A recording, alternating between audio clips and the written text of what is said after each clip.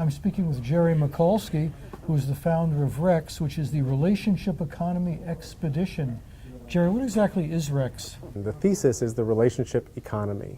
So I believe that consumer mass market capitalism is tottering, falling over. In 2008, the financial system also almost melted down. We're hitting all sorts of resource limits. All sorts of bad things are coming out of this kind of unconstrained form of capitalism. And there are many people with interesting theories about what's coming next. Mine happens to be based around authentic relationships and trust. And in fact, not just relationships between people in companies and people in governments, but also the relationship, for example, between companies and the earth, between science and religion. So I think what's happening is that we're entering an economy of relationships where we need trust and authentic relationships. So we're going to actually prefer a company or a government that actually trusts us first.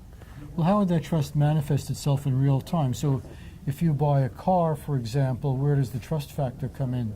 So one of the things that's happening right now with cars, for example, is shared ownership. So there's a service called Get Around and another service called Relay Rides, where I can put my own car out in circulation for other people to rent. And I hand them the keys and they run off and they drive my car. Got to trust them somehow. So we're using a little bit of technology with identity and some penalties like rating systems so that we can actually stop bad actors in that system. To trust other people with your car, that means that you trust them to be as careful with your car as you would be with it, right? I mean, pretty much. That takes a lot of trust. It does take a lot of trust. And the thing is, with all of these new systems in the sharing economy, there's two-way ratings. With a taxi cab, there's no-way ratings, right? Nobody rates anybody. But every time you get in a Lyft car or some other kind of citizen driving their own car as a cab, which is a neighboring marketplace, both sides rate each other.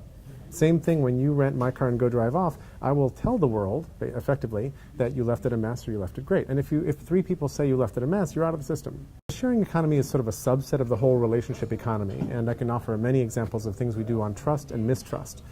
The compulsory education system is an example of designing something from a basis of mistrust.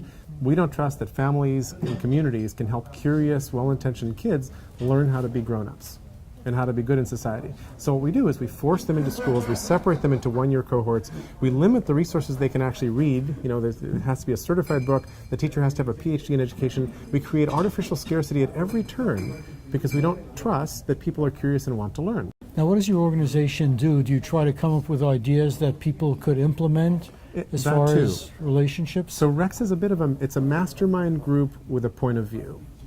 So mastermind groups are peers helping each other. So I've got people from Coca-Cola and Deloitte and the United Nations Foundation and a bunch of other enterprises you recognize who are in this conversation thinking about, well, if this relationship economy thing is really happening, what are the effects on my industry, my company, my career, the world at large?